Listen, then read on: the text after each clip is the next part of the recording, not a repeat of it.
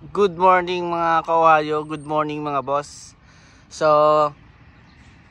nandito nga tayo sa ilalim ng sakura tree. So, ayan po yung itsura ng cherry blossom.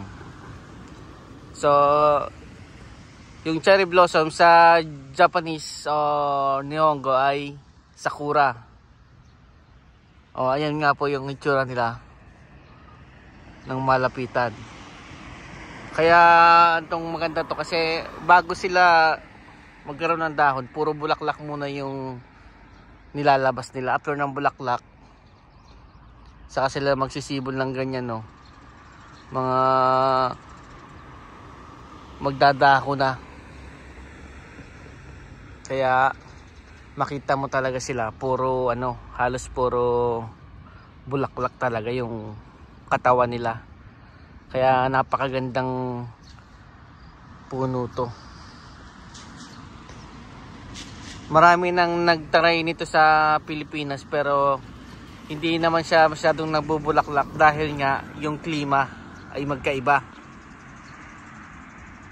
Pag winter, so ayan yung walang dahon. After ng winter, saka sila nagkakaroon ng ganyang bulaklak. Ito pala ay nagkakaroon ng pagsibol ng bulaklak ay nag-uumpisa ng March, katapusan ng March, tapos hanggang April, second week or third week ng April meron pa. So ayan nga po, konting informasyon lang sa Nara. Yun ang pinaka maraming magandang pasyalan ng sakura or cherry blossom dahil sila ang may pinakamaraming tanim na sakura sa bundok. Umaabot ng 1,000 puno. So ayan nga po, ganyan po yung kaganda, ganyan po yung tsura ng puno niya, no? Parang sa Pilipinas ay lang siya, parang puno ng parang malubago. Ayan, ganyan yung itsura, oh. Mabilis din itong mabali.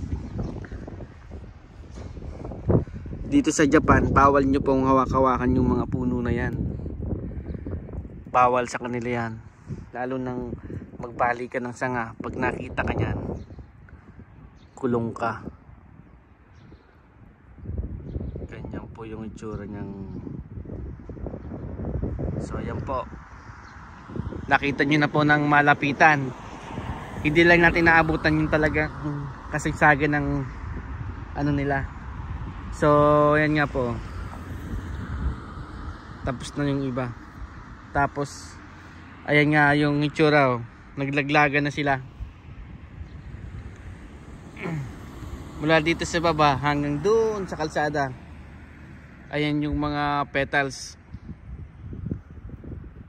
halos mapuno na yung baba. Puro petals ng cherry blossom. Ganyan po. Pag nahangin ng maganda yan,